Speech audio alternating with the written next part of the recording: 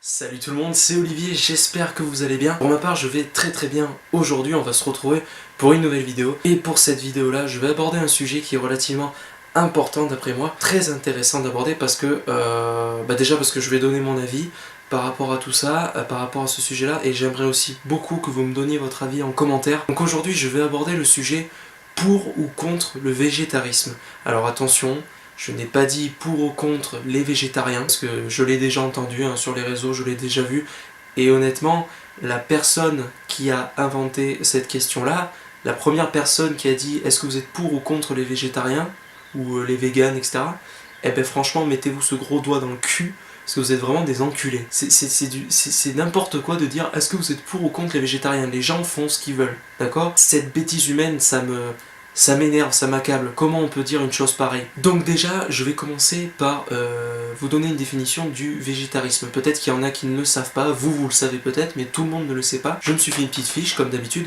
Le végétarisme, qu'est-ce que c'est? C'est une doctrine diététique qui exclut de l'alimentation la viande, mais permet certains produits du règne animal, à la différence du végétalisme. Alors le végétalisme, c'est communément appelé ce qu'on appelle les véganes, ceux qui vont vraiment accepter aucun produit qui est issu du règne animal, que ce soit dans le domaine de l'alimentation, mais aussi dans d'autres domaines, tout ce qui est par exemple les habits, par rapport à tout ce qui est fait en peau de bête, etc. Les végétariens vont pouvoir consommer par exemple des produits quand même tels que du lait, ou bien des œufs. Enfin en tout cas moi je suis pas végétarien, mais dites-moi si je me trompe, mais je crois bien que c'est ça. Je vais donner mon avis, et puis les raisons qui sont positives au végétarisme, et celles qui ne le sont pas. Donc vous allez voir qu'il y a quand même plus de raisons qui sont plutôt positives au fait d'adhérer au végétarisme plutôt que des raisons contre. Donc le premier point négatif au végétarisme, c'est tout simplement la pression sociale. Malheureusement, on vit dans un pays, notamment en France, le fait de manger de la viande, c'est quand même un peu dans la tradition française. C'est vraiment quelque chose qui est ancré, et contrairement à d'autres pays d'ailleurs, suivant les origines culturelles, etc., tous les pays ont chacun leur habitude, et c'est vrai qu'en France, on a plutôt tendance à manger justement trop de viande. Et donc voilà, ça le problème, c'est que quand on devient végétarien, et peut-être encore plus quand on est vegan, eh bien on peut se sentir exclu. Et je dis pas que c'est normal, ça n'est pas normal, on n'est pas censé se sentir exclu du reste, quand par exemple on va faire un repas en famille, un repas avec des amis, où on se sent seul, où on a l'impression de faire chier son monde parce qu'on va demander un produit à base de soja ou des trucs comme ça, alors que d'autres vont s'enfiler une côte de bœuf. Je pense que c'est des genres de choses qui vont tendre à évoluer, et petit à petit, c'est quelque chose qui va s'implanter quand même dans les mœurs. En tout cas, je l'espère, parce que chacun est libre de manger ce qu'il veut, et c'est une aberration de penser qu'il faut absolument manger de la viande, ou de penser qu'il faut absolument ne plus en manger. Enfin, faut pas être dans une seule et même direction, une seule et même pensée. Faut essayer un peu de s'ouvrir l'éventail, ouvrir l'esprit, et voir un peu les côtés positifs et négatifs à chaque chose. Le deuxième point négatif au végétarisme, c'est que tout simplement, lorsque vous devenez végétarien, il faut absolument être vigilant sur ses apports nutritionnels. Si vous commencez à ne plus manger de viande, en sachant que par exemple dans la viande vous allez retrouver tout ce qui est l'apport en fer, etc., eh bien il faut que vous ayez connaissance des apports nutritionnels que votre corps a besoin pour éviter au maximum tout ce qui va être des carences. Ça peut être très dangereux, donc il faut vraiment être informé par rapport à tout ça, et par exemple savoir que le fer que vous allez retrouver dans la viande, vous pouvez très bien le retrouver dans des produits laitiers, dans des œufs, du tofu, etc. Plein d'autres choses où effectivement on peut trouver des alternatives. Et notamment par rapport au fait d'être vigilant par rapport aux apports nutritionnels, il faut notamment l'être quand pour les personnes à risque, les femmes enceintes entre autres. Donc maintenant on va passer au côté positif, les raisons positives du végétarisme. Alors déjà dans un premier temps, d'après des études faites par l'association américaine diététique, l'ADA, c'est tout simplement bon pour la santé. Effectivement, un végétarien, quelqu'un qui va manger de manière équilibrée, des céréales complets, beaucoup de fruits, de légumes, etc., des produits voilà, vraiment sains, etc., il a été reconnu qu'il va être moins exposé à des maladies. Globalement, ça va être plutôt sain comme alimentation, un peu plus sain. Par exemple, effectivement, la consommation de viande, la consommation accrue, notamment des mauvaises graisses qui peuvent y avoir dans la viande, ça peut amener des problèmes cardiovasculaires, ça peut amener du diabète, ou bien encore du cholestérol.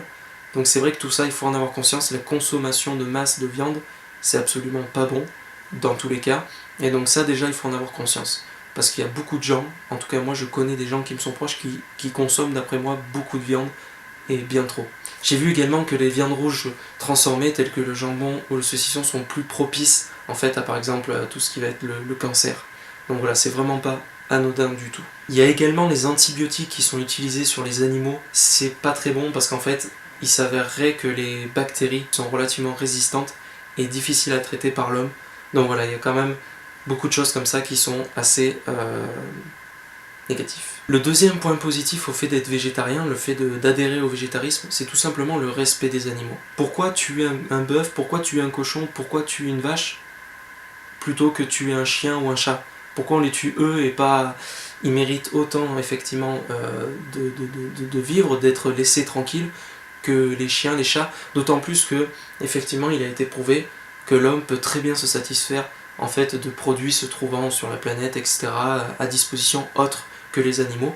Et il y a effectivement l'exemple du champion olympique Carl Lewis, hein, qui est un homme relativement sportif, et même dans des cas de personnes qui sont justement comme ça dans des situations sportives, et bien même lui, Carl Lewis, il est végétarien, et il a pu montrer qu'on peut très bien justement, en faisant attention, comme je disais tout à l'heure, à ses apports nutritionnels, on peut très bien combler les manques qu'il peut y avoir en ne mangeant pas de viande, et voilà.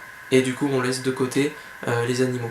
Et c'est vrai qu'en plus, par rapport au respect des animaux, je ne sais pas si vous avez eu l'occasion de voir, mais souvent sur les réseaux on voit aussi des fois des vidéos d'abattage d'animaux où c'est vraiment dégueulasse et c'est fait n'importe comment. Ils en ont rien à foutre de le faire n'importe comment, ils en ont rien à foutre de faire souffrir l'animal. Et c'est vrai que ces vidéos-là sont écœurantes, on a envie de vomir. Et donc c'est vrai que tout ça, ça fait réfléchir et voilà. Il faut vraiment faire attention. Le troisième point positif au fait d'adhérer au végétarisme, c'est hyper important et ça le deviendra de plus en plus, je pense que c'est l'une des raisons les plus importantes, c'est tout simplement de protéger l'environnement. Parce que le fait de manger de la viande, le fait de tuer des animaux, le fait de adhérer à tout ça, eh bien, il faut bien comprendre une chose, c'est que les animaux, on les élève. Et qui dit le fait d'élever des animaux, dit qu'on a besoin d'eau, d'accord ?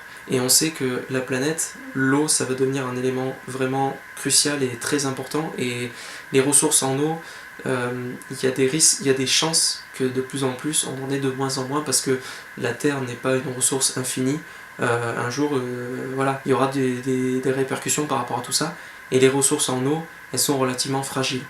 Et Dieu sait que pour s'occuper des animaux, pour réaliser des élevages d'animaux, on a besoin de beaucoup d'eau. Donc il y a déjà ce facteur qui rentre en compte, qui fait qu'on protège un peu moins l'environnement. Pareil, le fait de bien nourrir les animaux, d'avoir des espaces, des champs, etc., fait qu'on a tendance à détruire les forêts. C'est le cas de la forêt amazonienne, où il y a beaucoup d'arbres qui sont détruits. Et vous savez que la destruction d'arbres, c'est l'une des principales raisons, enfin en tout cas a priori, et ça paraîtrait assez logique, que par rapport à ce qu'on est en train de vivre, par rapport au réchauffement climatique, le fait d'abattre des arbres, c'est beaucoup impliqué là-dedans. Parce que les arbres, c'est ce qui donne l'oxygène, c'est ce qui permet de faire véhiculer la vie et que tout se déroule bien dans le meilleur des cas. Parce que vous savez tous que les arbres qui dégagent de l'oxygène, c'est les arbres qui libèrent de l'oxygène, eux, ils absorbent le CO2. Et c'est hyper important que les arbres soient là pour absorber le CO2 et dégager l'O2. Sauf que, malheureusement, en abattant les arbres, eh bien le CO2, il n'est pas absorbé. Et c'est ce qui fait qu'il y a plus de CO2 dans l'air. Et donc, l'effet de serre. Et voilà, réchauffement climatique. Donc voilà, je pense avoir dit à peu près tous les côtés positifs et négatifs du végétarisme. Dites-moi ce que vous en pensez, dites-moi si vous êtes végétarien, de quoi c'est parti, pourquoi est-ce que vous êtes devenu végétarien parce que vous vous êtes rendu compte qu'en fait vous n'aimiez de moins en moins la viande, ou alors tout ça, ça vous a écœuré, tout ça, ça vous a fait peur, et du coup vous vous rendez compte qu'il faut changer les coutumes, qu'il faut changer tout ça. Dites-moi un peu votre histoire à vous. Et je tiens juste à dire une chose avant de finir la vidéo, c'est que d'après des études scientifiques, contrairement à ce qu'on peut penser, on entend souvent des gens dire « Ah mais non, mais l'homme il est viandard, il est charognard, il est chasseur ». L'homme à la base il est omnivore.